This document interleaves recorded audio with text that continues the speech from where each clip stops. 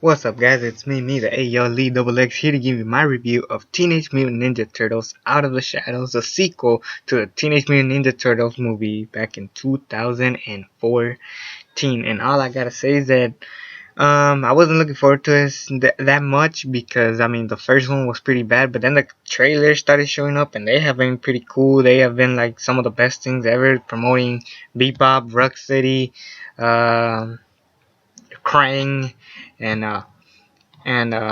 Baxter Stockman, Shredder came back. It was just like, you know what? I want to see where this goes. Maybe they're clunking up too much. Maybe they're not. By the way, I will add like a little bit of spoilers. I won't add too many spoilers. Like I wrote no spoilers, but I want to see what I could like talk about for now. And but for me personally, I did enjoy this movie a lot more than the first one.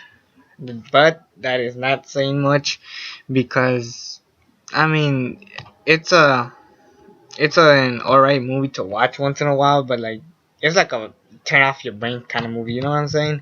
You're not gonna like go out and go, holy shoot.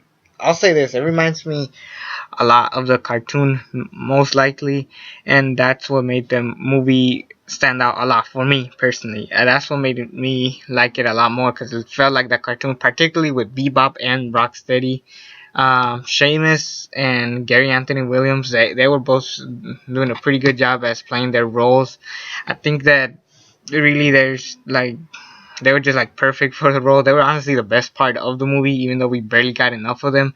And the Ninja Turtles were honestly the best part as well because we didn't get much of them in the first movie, but next time we get plenty of time to have these guys come out and kick ass and be as cool as ever. And yes, in the trailers they do spoil like a little bit of the story plot of how they want to be walking. They want to be out of the shadows, as the title says, and they want to be humans, and they get a chance to experience that when one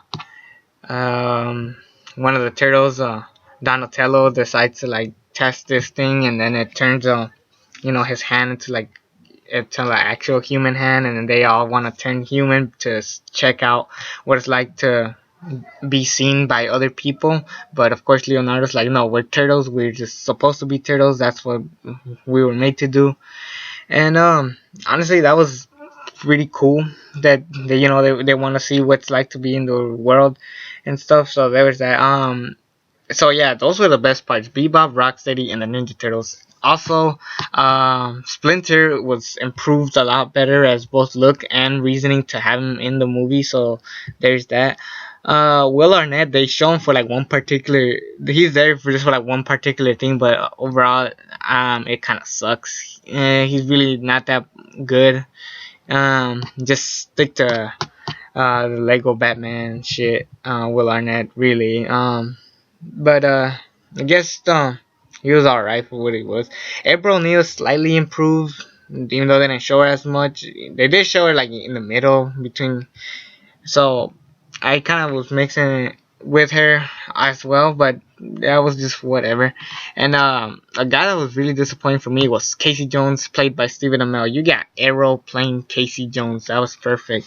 How can you screw that up? Well, basically because you don't show him as much. He's barely in the mask, believe it or not. And I get it. He's Stephen Amell. They want to show his face instead of actually giving me a reason to do that, to actually check to feel like the cartoon.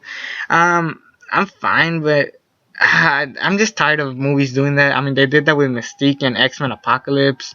They barely showed Mystique. They mainly showed Jennifer Lawrence, which pissed me off.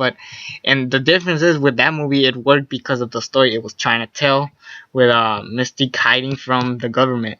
As for this one, who is Stephen Amell hiding from? The Mask of Casey Jones? I don't know. Baxter Stockman, I actually didn't hate. Tyler Perry, I think, did an alright job, better than anything he done since who the fuck knows, because he hadn't done jack shit that's good.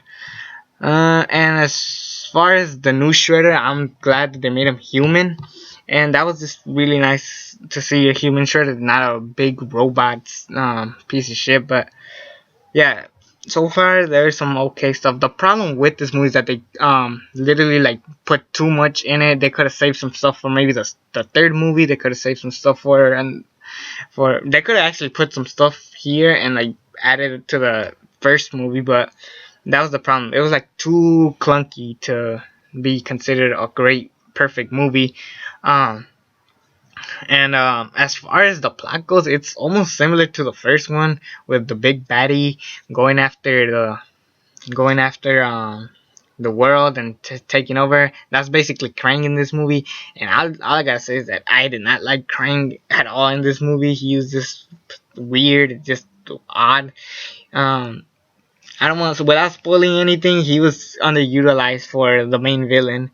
Um, so that was what really disappointed me about the movie.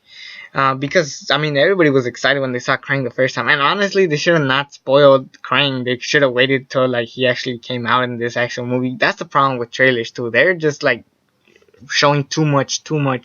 Particularly this movie. Even when they show like clips of the movie, they if you watch all of them, you basically seen the whole movie, and that was a big problem with that. Overall, the action was top, like better than the last one because really, like I said, they used the turtles a lot more. That scene with the bus and the people on motorcycles, that was honestly the one that was the most kick-ass scenes in the Ninja Turtles movie.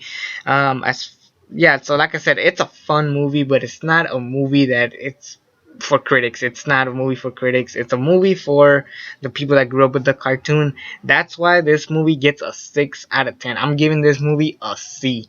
That is fair to say. I want to keep this review short because of some other stuff that I got to deal with. But overall, I feel like if you want to watch it, go ahead. If you don't care, don't bother. And if you're a critic, you definitely don't want to see this. So if you grew up with the Ninja Turtles, maybe, just maybe, this movie is right for you. So that's all I'm going to say about that. I'm not going to spoil anything. I'm just going to leave it at that. If you want spoilers, check out my website and subscribe to this channel for more. It's me, the AL Lead Double X. And until then, I'm out.